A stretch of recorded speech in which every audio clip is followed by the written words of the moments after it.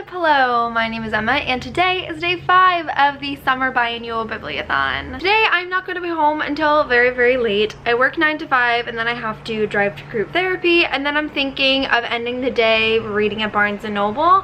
So I think it'll be a very chill day that I hope to get a lot of reading done. This morning I did listen to about an hour and a half of Labyrinth Lost and I'm really enjoying it so far. I feel like the first big event of the story just happened and I'm interested to see where things go, but I do like the main character and I think it's just very atmospheric. I really like the way that the author describes the different things and I feel it's just really interesting and I like it. So now I am going to go to work. I am going to do my typical morning tasks while listening to my audiobook. Maybe I'll try to read a little bit of Crazy Rich Asians while I eat my breakfast, but I'm hoping today will be a really good day. So it's currently almost 1 o'clock. I'm getting ready to eat my lunch. Good morning. I haven't read any more of Crazy Rich Asians, but I did listen to more of Labyrinth Lost. I'm now 2 hours and 10 minutes into the audiobook. Same feelings as before. I don't think I need to just keep repeating that I'm enjoying it because I didn't learn enough this week. But after I go pick up my lunch, I will definitely be reading more of Crazy Rich Asians and I'm very excited. So this is my lunch today. It is very elaborate. There are a lot of different pieces to it. Every time I order Chinese food, I order from the same place. I ask them for a sesame chicken combo. Sometimes I just get sesame chicken and rice. Sometimes I get this bento box, and every single time, no matter what it is, I pay anywhere from $10 to $16 and I don't know why. Ralphie, hey good boy, hello. Oh, are you tired? Me too, I'm tired too. You want a treat? You want a treat? Oh, good boy, yay, yay. So right now I am stuck in traffic on my way to therapy. For some reason my tripod will not stick on my windshield, but it's somehow staying up on the window. So whatever, this is fine. So yes, I am driving to therapy right now and I did read a little bit more at work today. Not as much as I would have wanted to, but it was a little busy today. I ended up listening to a little bit more of Labyrinth Lost. I'm not entirely sure how much it is, but I think I'm a little bit further than I was earlier this morning. I can't remember. I did read more of Crazy Rich Asians. I am now 150 pages into it. Not that great of an increase since last time. I feel like I'm reading it a little bit slower, but that's very typical of me with adult books. So I'm just taking my time. There are 2 full days left in the readathon and I'm on my last 2 books, so I'm still feeling really good. I feel with Crazy Rich Asians, the more I get into it, the more I enjoy it. I'm starting to really grasp more of the character relationships, who everyone is in relation to each other. I'm starting to just see how the storylines that have been so disjointed until now are starting to come together, and I'm really excited for the book to really start. Rachel still hasn't met Nick's parents and I'm just waiting for it to happen because I know that's going to be the spark that really starts the story. Also with Crazy Rich Asians, I kept telling myself when I started it, I'm I don't know if this is necessarily a book where I would continue the series.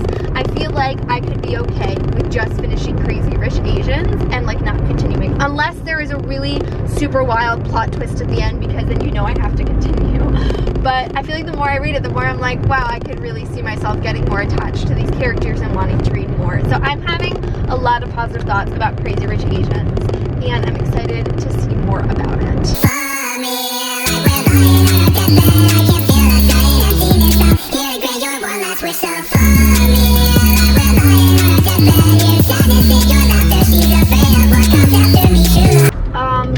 So your girl, this one right here, she missed her exit going to therapy because she was too busy screaming little beep at the top of her lungs. What a mood, man. What a mood.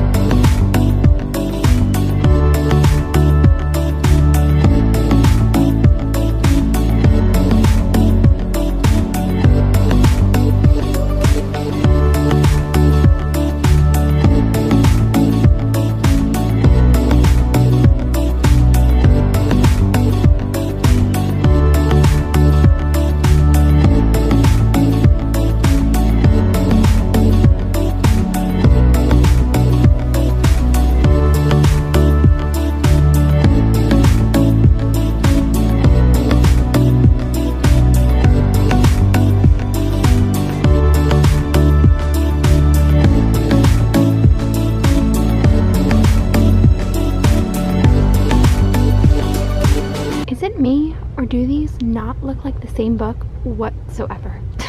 So the salesperson at Barnes & Noble just asked me, do you need help with anything? And I literally said, no, I just came here to hang out with the Shadowhunter books. What? The sad thing is that that was 100% honest. I literally go down the aisle with Shadowhunters just to see them and be like, hey guys, how you doing? I love you. You look great. Cassie Clare should be embarrassed of me at this point. So I'm buying books. The first book I'm going to buy is The List by Patricia Ford. I initially heard about this book when I was in another Barnes & Noble with Monica from She Might Be Monica, and it just sounded so good. It basically takes place in this city called Ark, where everyone has to speak the same 500 words in order to survive. And so our main character's name is Letta, and she's the apprentice to the wordsmith, who is the person who holds the knowledge of all of the other words that have ever existed but are now forbidden. And so one day when the wordsmith disappears, Letta becomes a new wordsmith, and she is told that she has to shorten the list that people are allowed to use, make it shorter and shorter, and then a boy shows up who knows all of the forbidden words that he's not supposed to, and it just sounds so good. I'm definitely getting a lot of Giver vibes with this book. I feel like it has to be an inspiration for this story, but it just sounds so good. And like, I feel like every time I see a middle grade book lately, I'm just like, I want it, I need it, I have to read it. So I'm really excited for it. I never read Artemis Fowl, but it's blurbed by the author of Artemis Fowl as the fantasy book of the year, so I'm very, very interested in it. And then I am also going to be picking up Hocus Pocus and the all-new sequel by, I don't, is there an author? Okay, it is written by A.W. Jantha, and it's based on the screenplay and story by, you know, Hocus Pocus. For the last couple of times that I walked into Barnes & Noble, I've seen this book over and over and over again, and it seems so interesting. So I thought this entire book was a sequel to Hocus Pocus, but as it turns out, it is like the first third of it is just like a novelization of Hocus Pocus, and the rest of it is like a sequel following their children, which is somewhat weird but also interesting. I have to be honest, I have very low expectations for this book. I just feel like publishing a sequel to an absolutely iconic film like 20 years later and choosing to do it in a young adult fiction format is just a recipe for disaster. But I can't help the fact that I'm really interested. Like, I've loved Hocus Pocus since I was a child. I remember watching it with my babysitter and just wanting to be Danny for like every day of my life, and it was really dope. So I definitely plan on picking this up around Halloween, and I'm really interested to see what I think of it. I really hope that it's really good, but I'm just like not expecting it to be. It is 1:30 in the morning on day 6 of the biannual Bibliothon, and I am not ready for bed at all, and I have not read since leaving Barnes & Noble. I have spent the last 3.5 hours working on a video plan because I have to film videos tomorrow. I have nothing to post for the week after the Bibliothon, so I need to get some content, and it's a discussion, and with discussions, if I do not write them all in one sitting, I never finish them, and I was like committed to finishing planning this video. So we'll see what I think of it when it's daylight and I'm not sleep deprived, but I'm happy with it. I'm glad that I spent all this time working on it, so we'll see how it goes tomorrow. As for a final reading update for today, I did not listen to any more of Labyrinth Lost after leaving work. I normally would listen to it on my way to therapy and on my way home or on my way to Barnes & Noble, blah blah blah. I was on the phone with my dad, I was on the phone with Michael, I had a little peep sesh, which was really nice. Which is fine though. I still have 2 full days left of audiobook listening in 7 hours, and I really think that I can do it if I push through. I think for the next 2 days, I just need to be really committed to listening to my audiobook while I get ready in the morning, because that's at least like an hour and a half each day with the speed I listen to it on. So like, I'm really, really confident that I can finish it. I just have to like make it a priority from here on out. As for Crazy Rich Asians, I did read more in Barnes & Noble. I am up to page 200 something now. I'm in the early stages of the 200 pages, but just again, it's fun. I'm really liking it. I feel like my view on this might be a little clouded because I went into this book having knowledge of it being a movie, but I feel like it is one of those books that just reads like a movie. Like, it is so easy for me to see this book being adapted into a movie, even though I haven't seen the movie yet because it's not out.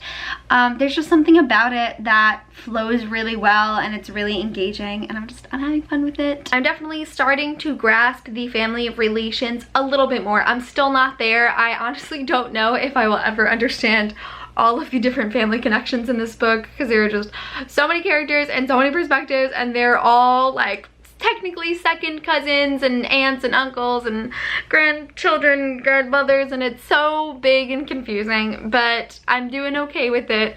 I'm content with how much I can retain for now, and I'm just having a lot of fun with the story. So that really concludes my wrap up of day 5 of the summer biannual bibliothon. We got 2 days left. Lots of reading to be done. I have 2 books to finish, and I really hope that I can make my TBR. But that's it for this video. Thank you guys so much for watching, and I will see you tomorrow for another reading vlog. Bye!